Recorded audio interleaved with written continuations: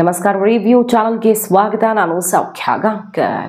Election ಹೊತ್ತಲ್ಲಿ ಅತ್ಯಂತ ನಿರ್ಣಾಯಕ ಸಮಯದಲ್ಲಿ ಬಿಜೆಪಿ ತೊರೆದು ಕಾಂಗ್ರೆಸ್ಗೆ ಬಹುದೊಡ್ಡ ಬಲವನ್ನು ಕೊಟ್ಟಂತಹ ಲಕ್ಷ್ಮಣ ಸವದಿ ಅವರಿಗೆ ಈಗ ಸಿದ್ದರಾಮಯ್ಯನವರು ಬಿಗ್ ಗಿಫ್ಟನ್ನು ಕೊಡ್ತಾ ಇದ್ದಾರೆ.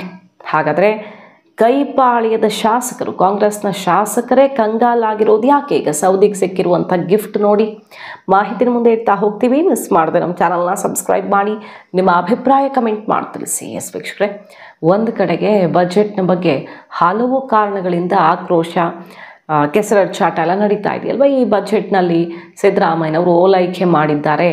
ಕೈಗಾರಿಕಾ ಪ್ರದೇಶದಿಂದ ಹಿಡಿದು ಟೆಂಡರ್ ತನಕ ಎಲ್ಲ ಕಡೆ ಮೀಸಲಾತಿ, ಅದರಲ್ಲೂ ಅಲ್ಪಸಂಖ್ಯಾತರಿಗೆ ವಿಶೇಷವಾಗಿ ಕೊಡ್ತಿರೋದು, ಅಹಿಂದ ವರ್ಗವನ್ನೇ ಟಾರ್ಗೆಟ್ ಮಾಡಿಕೊಂಡು ಘೋಷಣೆ ಮಾಡಿರೋದು ಅಂತೆಲ್ಲ ಬೇರೆ ಸಮುದಾಯದವರು ಸಿಡಿದೆದ್ದಿರೋದು. ಸ್ವತಃ ಕಾಂಗ್ರೆಸ್ನ ಶಾಸಕರು, ಸಚಿವರುಗಳು ಸಿಟ್ಟಾಗಿದ್ದಾರೆ ಸಿದ್ದರಾಮಯ್ಯನವರ ಈ ನಡೆ ಬಗ್ಗೆ. ಅಥವಾ ಹೈಕಮಾಂಡ್ ಆದೇಶ ಪಾಲಿಸಿದ್ರು ಅನ್ನೋ ತನಕ ಚರ್ಚೆ ಆಗ್ತಿದೆ. ನಾವು ಈ ಬಗ್ಗೆ ಸಂಪೂರ್ಣ ವರದಿನ ಮುಂದೆ ಇಟ್ಟಿದ್ದೀವಿ.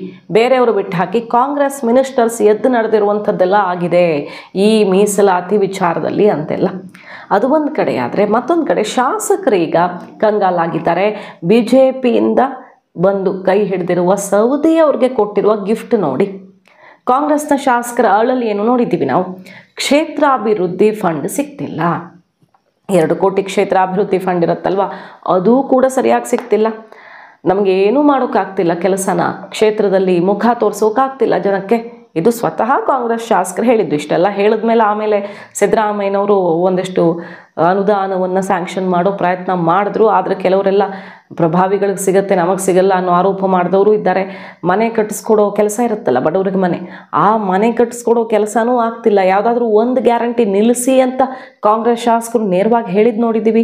ಇದರ ನಡುವೆ ಇಂತಹ ಗ್ಯಾರಂಟಿ ಎಫೆಕ್ಟ್ನಿಂದಾಗಿ ಸೃಷ್ಟಿಯಾಗಿರುವ ಅನುದಾನದ ಬರದ ನಡುವೆಯೂ ಕೂಡ ಇಲ್ಲಿ ಅಥಣಿ ಕ್ಷೇತ್ರಕ್ಕೆ ನೀವು ನಂಬುತ್ತಿರೋ ಬಿಡ್ತಿರೋ 2 ವರ್ಷಗಳಲ್ಲಿ 2,000 ಕೋಟಿ ಕೊಡುಗೆ, ಬೇರೆ ಬೇರೆ ರೂಪದಲ್ಲಿ, ಅನುದಾನನೋ ಮತ್ತೊಂದು ಬೇರೆ ಬೇರೆ ರೂಪದಲ್ಲಿ 2,000 ಕೋಟಿಯನ್ನು ಕೊಟ್ಟಿರೋದು ಸಿದ್ದರಾಮಯ್ಯನವರ ಸರ್ಕಾರ. ಅದು ಡಿ ಕೆ ಶಿವಕುಮಾರ್ ಅವರ ಕಾಳಜಿಯಿಂದನೋ ಅಥವಾ ಸೌದಿಯವರೊಬ್ಬ ಬಿಗ್ ಲೀಡರ್, BJPಯಲ್ಲಿದ್ದಾಗಲೂ ಅವರು ಪ್ರಭಾವಿಯಾಗಿದ್ದರು. ಆದರೆ ಅನ್ಯಾಯ ಆಯಿತು ನನಗೆ ಅಂತ ಜಾರಕಿಹೊಳಿ ಫ್ಯಾಮಿಲಿ ಜೊತೆ ರಾಜಕೀಯ ತಿಕ್ಕಾಟದಲ್ಲಿ ಮುನಿಸ್ಕೊಂಡು ಕಾಂಗ್ರೆಸ್ ಸೇರುವಂಥ ಅನಿವಾರ್ಯ ಪರಿಸ್ಥಿತಿ ಸೃಷ್ಟಿಯಾಯಿತು. ಕಾಂಗ್ರೆಸ್ಗೆ ದೊಡ್ಡ ಲಾಭ ಆಯಿತು. ಶೆಟ್ಟರ್ ಮತ್ತು ಸೌದಿ ಬಂದಿದ್ದು, ಅದರಲ್ಲಿ ಡೌಟೇ ಇಲ್ಲ. ಲಿಂಗಾಯತ ಪರವಾದಂಥ ಒಂದು ಆಲೆ ಸೃಷ್ಟಿಯಾಯಿತು. ಕಾಂಗ್ರೆಸ್ಗೆ ಅತಿ ಹೆಚ್ಚು ಲಿಂಗಾಯತ ಸೀಟ್ಸ್ ಬರೋದಕ್ಕೆ ಇವರು ಜಾಯ್ನ್ ಆಗಿದ್ದು ಕೂಡ ಒಂದು ಕಾರಣ. ಎಷ್ಟೋ ದಶಕಗಳ ಬಳಿಕ ಲಿಂಗಾಯತರು ಕಾಂಗ್ರೆಸ್ ಕೈ ಹಿಡಿಯುವಲ್ಲಿ ಈ ಇಬ್ಬರು ನಾಯಕರು ಕಾರಣರಾದ್ರು ಒಂದು ಹಂತಕ್ಕಂತೂ ಅನ್ನೋ ಚರ್ಚೆ ಕೇಳಿ ಬಂದಿತ್ತು. ಪ್ರಮುಖವಾಗಿ ಒಂದು 3-4 ಜಿಲ್ಲೆಗಳಲ್ಲಿ, ಬೆಳಗಾವಿ, ಬಾಗಲಕೋಟೆ ಸೇರಿದಂತೆ 3-4 ಜಿಲ್ಲೆಗಳಲ್ಲಿ ಗಾಣಿಗ ಲಿಂಗಾಯತರ ಮತವನ್ನು ಹಿಡಿದಿಡುವಲ್ಲಿ ಕಾಂಗ್ರೆಸ್ಗೆ ಬಿಗ್ ಗಿಫ್ಟ್ ಕೊಟ್ಟಿದ್ರು. ಅಷ್ಟಾಗಿಯೂ ಕೂಡ ಮಂತ್ರಿ ಸ್ಥಾನ ಸಿಗಲಿಲ್ಲ. DCM ಆಗಿದ್ದವರು ಕಾಂಗ್ರೆಸ್ ಸೇರಿ ಮಂತ್ರಿ ಸ್ಥಾನವನ್ನು ಗಿಟ್ಟಿಸ್ಕೊಳ್ಳೋಕ್ಕಾಗಲಿಲ್ವಲ್ಲ ಅನ್ನೋ ಬೇಸರದಲ್ಲೇ ಲಕ್ಷ್ಮಣ ಸವದಿ ಅವರಿದ್ದಾರೆ. ಆದರೆ ಬೆಳಗಾವಿಯಲ್ಲಿ ಲಕ್ಷ್ಮೀ ಹೆಬ್ಬಾಳ್ಕರ್ ಇದ್ದಾರೆ, ಸತೀಶ್ ಜಾರಕಿಹೊಳಿ ಇಬ್ಬರು ಮಿನಿಸ್ಟರ್ ಆಗಿದ್ದಾರೆ. ಈಗ ಇನ್ನೊಬ್ರು ಕೊಡಬೇಕಾ? ಕೊಟ್ಟರೆ ಸತೀಶ್ ಜಾರಕಿಹೊಳಿ ಸುಮ್ಮನಿರ್ತಾರಾ ಅನ್ನೋದೆಲ್ಲ ಇದೆಯಲ್ವಾ. ಸತೀಶ್ ಜಾರಕಿಹೊಳಿನೇ ತಪ್ಪಿಸಿದ್ರಾ ಅನ್ನೋ ಥರ ಆರೋಪಗಳು ಕೇಳಿ ಬಂದಿತ್ತು ಹಿಂದೆ. ಹೇಗೋ ಲಕ್ಷ್ಮಣ ಸವದಿ ಅವರು ಸುಮ್ಮನಿದ್ದಾರೆ, ಕಾಯ್ತಾ ಇದ್ದಾರೆ ಸಹನೆಯಿಂದ. ಇನ್ನು ರಿಶಫಲ್ ಆಗೋದು ಯಾವಾಗ, ಕ್ಯಾಬಿನೆಟ್ ವಿಸ್ತರಣೆ ಆಗೋದು ಯಾವಾಗ ಒಂದೂ ಗೊತ್ತಿಲ್ಲ. ಯಾಕಂದರೆ ಕುರ್ಚಿ ವಾರ್ DK ಸಿದ್ದರಾಮಯ್ಯನವ್ರ ನಡುವೆ ಅದೇ ಗಂಭೀರ ಸ್ವರೂಪ ತಲುಪಿರೋದ್ರಿಂದ ಯಾವಾಗ ಏನಾಗತ್ತೆ ಅನ್ನೋದು ಗೊತ್ತಿಲ್ಲ. ಸೌದಿಯವರು DK ಕ್ಯಾಂಪಲ್ಲಿಯೇ ಗುರುತಿಸ್ಕೊಂಡಿರುವಂಥ ನಾಯಕ. ಬೆಳಗಾವಿಯಲ್ಲಿ 2 ಟೀಮ್ ಆಗಿಬಿಟ್ಟಿದೆಯಲ್ವಾ. ಸೊ DK ಶಿವಕುಮಾರ್ ಅವರು ಸೌದಿಯವ್ರಿಗೆ ಇಷ್ಟು ಸಿಗುವಂತೆ ಕನ್ಫರ್ಮ್ ಮಾಡ್ಕೊಂಡ್ರ, ಹಂತದಲ್ಲೂ ಕೂಡ ಯಾವುದೇ ಸಮಸ್ಯೆ ಆಗದಂತೆ ಖಚಿತಪಡಿಸ್ಕೊಂಡು ಬಂದ್ರ, ಅಥವಾ ಸೌದಿ ಒಬ್ಬ ಬಿಗ್ ಲೀಡರ್ ಮತ್ತು ನಾವು ಕಳ್ಕೊಳ್ಬಾರ್ದು ಅನ್ನುವಂಥ ಕಾಳಜಿಯೋ ಪ್ರೀತಿಯೋ ಗೊತ್ತಿಲ್ಲ. ಸೌದಿಯವರ ಕ್ಷೇತ್ರಕ್ಕೆ 2 ವರ್ಷಗಳಲ್ಲಿ 2,000 ಕೋಟಿ ಅನ್ನೋದು ಕುತೂಹಲ ಮತ್ತು ಇತರ ಶಾಸಕರ ಕಂಗಾಲಾಗುವಂತಾಗಿದೆ. 2 ಕೋಟಿನೂ ಸಿಗ್ತಿಲ್ಲ ನಮಗೆ, 2,000 ಕೋಟಿ ಏನು ಹೇಳೋಣ ಅಂತ. ಮಂತ್ರಿ ಸ್ಥಾನ ಕೊಡೋದಕ್ಕಾಗಿಲ್ಲ ಇನ್ನು.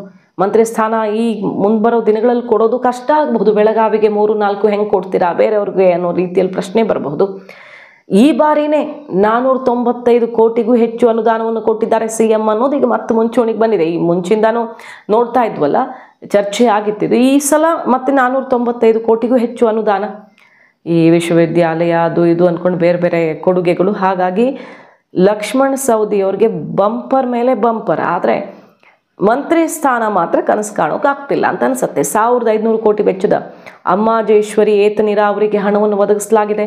ಒಟ್ಟಿನಲ್ಲಿ ಸೌದಿ ಸಿಡಿದೇಳದಂತೆ ಹಂತ ಹಂತದಲ್ಲೂ ಸಮಾಧಾನ ಮಾಡ್ಕೊಂಡು ಬರ್ತಿದ್ದಾರೆ. ಆದರೆ ಎಲ್ಲೂ ದುಡ್ಡಿಲ್ಲ ಅಂತಿರುವಂಥ ಸರ್ಕಾರಕ್ಕೆ ಅಭಿವೃದ್ಧಿಗೆ ಗ್ಯಾರಂಟಿ ಹೊರೆ ಕಷ್ಟ ಆಗ್ಬಿಟ್ಟಿದೆ. ಈಗ ಅಭಿವೃದ್ಧಿ ಕಡೆ ತಿರುಗಿ ನೋಡೋಕ್ಕಾಗ್ತಿಲ್ಲ ಅಂತ ಮಿನಿಸ್ಟ್ರುಗಳೇ ಬಾಯ್ಬಿಟ್ಟು ಮಾತನಾಡ್ತಿರುವಾಗ ಸೌದಿಯವ್ರಿಗೆ ಮಾತ್ರ ಬಂಪರ್ ಗಿಫ್ಟ್ ಸಿಕ್ಕಂತಾಗಿದೆ ಸರ್ಕಾರದಿಂದ. ಮಾಹಿತಿ ನಿಮ್ಗೆ ಇಷ್ಟ ಆಗಿದ್ರೆ ಮಿಸ್ ಮಾಡಿದೆ ನಮ್ಮ ಚಾನಲ್ನ ಸಬ್ಸ್ಕ್ರೈಬ್ ಮಾಡಿ, ನಿಮ್ಮ ಅಭಿಪ್ರಾಯ ಕಮೆಂಟ್ ಮಾಡಿ ತಿಳಿಸಿ. Thank you.